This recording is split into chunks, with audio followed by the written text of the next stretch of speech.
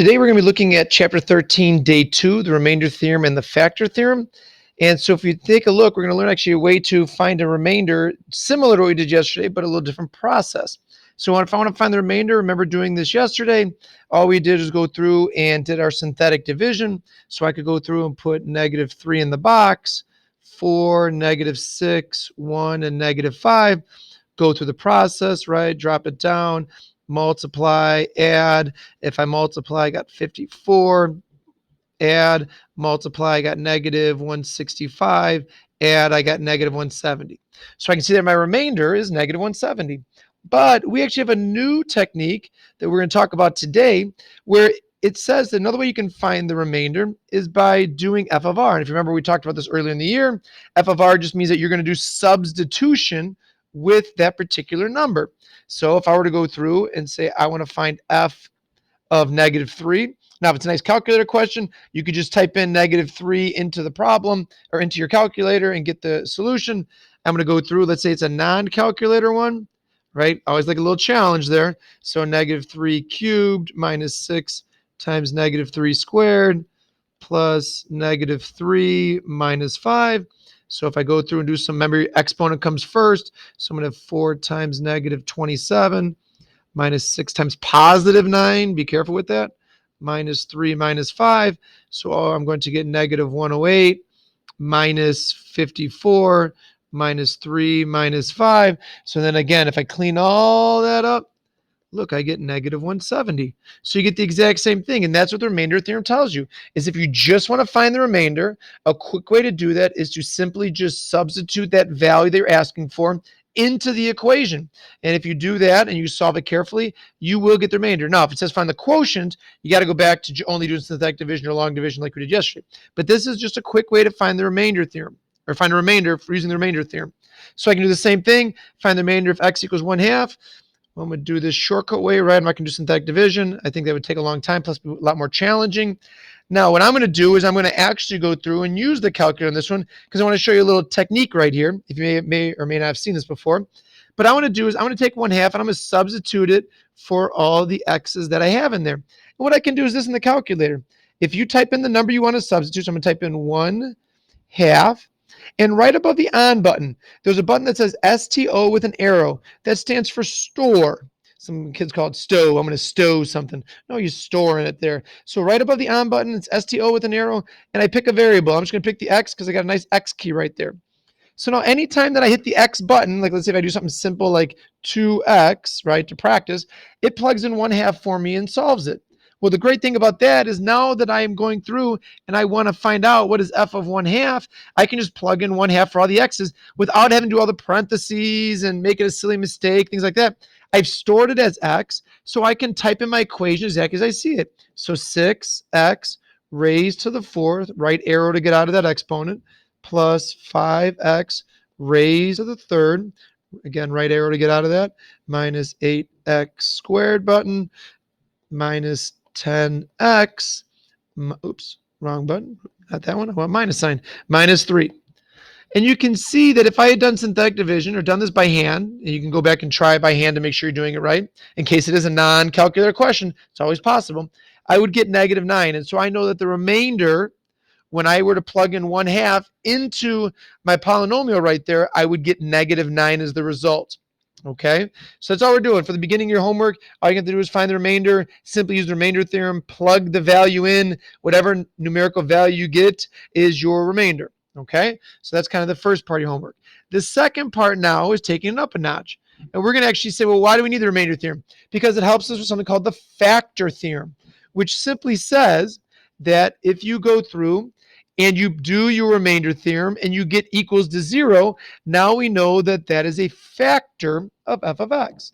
So what I can look at is, number one is asking me, is -3 a root of that particular equation? So all I'm going to do is type or substitute, right, doing my remainder theorem. I want to know if I were to substitute -3 into all my x's. So we can do this one by hand. Again, it's good to practice both ways because you just never know what your test or quiz is going to be. So practice both. Plus 36. My goal is to find out what I get. So I got -27, that's an equals, minus 4 times 9, minus, oops, we can plus 27 plus 36. Clean this up. I got negative 27 minus 36 plus 27 plus 36. Those cancel each other and I get 0. Right? And that's what it's asking us. If you do the remainder theorem, that's the fact theorem says, if you substitute that value in and you get your remainder as 0, then you know that yes, make sure you write it out, negative 3 is a root, right? Got to answer the question. Okay? So there we know that negative 3 is a root because we got equals 0. That's what's telling us. That's what you're trying to figure out. If you get equals 0, it's a root. If you get anything else, any other number, anything else, then it's not a root. It's really that simple, okay, when you're going through the process. All right. So now what I'm going to do is I'm going to go through and now I want to find all the roots. So remember me of doing this last year. What you may have done last year is you may have gone through and found all the roots, or sorry, all the factors of 3, found all the factors of 12, and then did P's over Q's, right? Some of you are going, oh, not P's over Q's again. So plus or minus 1, 2, 3, 4, 6, and 12. Maybe you take all the last number, divided by all the factors of the first number, and then you generated a list, and then probably did synthetic division or substitution, some method, in order to find the roots, and then went through and found the rest of them. That's fine for last year. Hey, we're in honors pre-calc now. We're going to step it up a notch here, okay? Let's use this calculator that we got, right? So what I'm going to do is I'm going to go through. Don't even need to worry about doing this, right? You can if you want, but I don't need to go through and do this, okay? I don't need that. We're going to put some lines to that, right? Instead, I'm just going to go straight to the calculator to help me find my roots. And I'm going to do is just type that in as I see it. So I have 3x raised to the third, get out of there, minus 5x squared, minus, oops, these guys are kind of in the way there. Oops, get that guy out of there. Get that guy out of there. Okay, there we go. Minus 16x plus 12. And what I'm going to do is now, if you've been playing with your calculator, you might have to hit, you can hit graph and it goes to the thing that you want. I'm going to go and just hit zoom 6 so I get the nice screen that I'm looking for, or you can just hit graph, depends if you're moving your calculator around or not. But all I'm doing is I'm trying to find the roots. And if you remember, the roots are the same thing as the x-intercepts. So all I'm looking for is the x-intercepts that are on that graph. I think this is a heck of a lot faster than trying to go through and do synthetic division or try and go through and do substitution. And, hopefully you find something, but you never know. So what I'm going to do is I'm going to just use the graphing calculator to get me started here. And so I'm going to go through and look at my graph, and I'm looking for x-intercepts, right? That's where those are the roots are. So when looking at this, what I can do is I can just look at the screen, and it looks like I think it's at -2. And the way to check that is if you hit trace, the trace button near the top right corner, type in the number you think, and then hit enter. And because it says -2, 0, I know that -2 is one of my x-intercepts and one of my roots. It also looks like there's one at 3. So again, if I hit trace, I type in 3 and hit enter, I see that 3 is another one. Okay, so I found 2 of them. If you remember that it's x to the third, plus we can look at the graph, we know that we need 3 of them. So I've only found 2, so I need to go through and find the third one. Now the problem is, the tricky thing is, it's not going through a nice number, right? It looks like it might be 1, so if I hit trace 1, the -6 and the y equals tells me that it's not at 1. So what I'm going to do now is I'm going to go through and take what I found so far, and I'm just going to do synthetic division just with those. So go over here. I'm going to say, okay, I take -2, and I'm going to do my synthetic division, 3, -5, -16, and 12. So I'm going to bring down here, I got a 3, multiply, add, right? You guys are really good at this because you practiced this yesterday. And I got 0, which is what I want. There's supposed to be a smiley face there, right? That's what I want, because getting a 0 tells me that I have a root. That's what we talked about with the root theorem, right? So I got 0 there. So now I know by looking at this, well, I started off with x to the third. Now I'm down to x squared. And what you could do is you could try and go through and factor this. You could do your quadratic formula, something like that. But what I'm going to do is I actually still have this 3 over here. So I'm going to do synthetic division from 3, or with this 3 from here, right? Our goal is to get it down as far as possible. So in doing this, if I drop this down, I got a 3. If I multiply, I add. I multiply, I add. You should get 0. If you don't get 0, something's wrong. right? So you got to go back and fix it because we know it's a root. We saw in our calculator that was a root. So make sure you're getting it correctly. Don't just assume it is. So now if I look here, well, yeah, if we look, we were at x cubed. It went down to x squared. And now we're at a single x. So if I want to go through, I can just say that 3x minus 2 equals 0. So if I solve this, I would get that x equals 2/3. So I'm just going to add that to my list and say I have my roots are -2, 3, and 2/3. And so there I know that, or I should probably put x equals. Those are my roots. And what I can do is I can check if I'd found out what that 2/3 is. I can always go back to my calculator and check, hit the trace button, type in 2/3, hit enter, and look at 0. So we know that we did it right because we have all three roots where the graph crosses the x-axis at 3 spots. And we checked it with the trace feature, -2, +3, and +2/3. And again, I would just do this method of plugging in or using the calculator. If you're given that option, I would not go through and do synthetic division because that would just take you forever of all those possible roots. I know you guys love those P's over Q's, right? We're going to get rid of that for now. Okay, so there's the first side that we got, all right? So now we're back here again. Oops. Bring this to the top here. Run out of room there. Come on, a little faster. There we go. Okay. Find all the roots again of that. Again, you can do P's over Q's and plug those in. I'm not going to waste the time on that. Instead, I'm just going to go to my calculator, clear out that guy. I'm going to say x raised to the 4th plus 2x raised to the 3rd minus 23x squared. Would that be crazy with P's over Q's? The plus 144. Ooh, that'd be pretty crazy to do. Plus 144. Okay, so I double check that my equation is typed in carefully into my calculator, right? That's always the biggest mistake I see. So says, Mr. A, I didn't find the exact same answers you did. And then I go back and look, well, because you forgot an X or the plus or minus sign. So please be careful, make sure you type it in carefully. I go to my graph. Again, I'm looking for the x-intercepts, okay? So if I look at my x-intercepts, it looks like I have an x at -4. Let's double check it. Trace, right, near the top right corner. Type in -4. Make sure you type in negative, not the minus sign. So -4, all right, I got a 0. So I got 1 at -4. I look also, it looks like we possibly have 1 at 3. So I hit trace 3, and we do. So what I'm going to do is, just like we talked about on the previous side, do synthetic division just with these two numbers, right? We're not doing P's over Q's. Our goals are going to just do these numbers to try and simplify it as much as possible. So I'm going to go through and do -4. It does not matter which one you start with.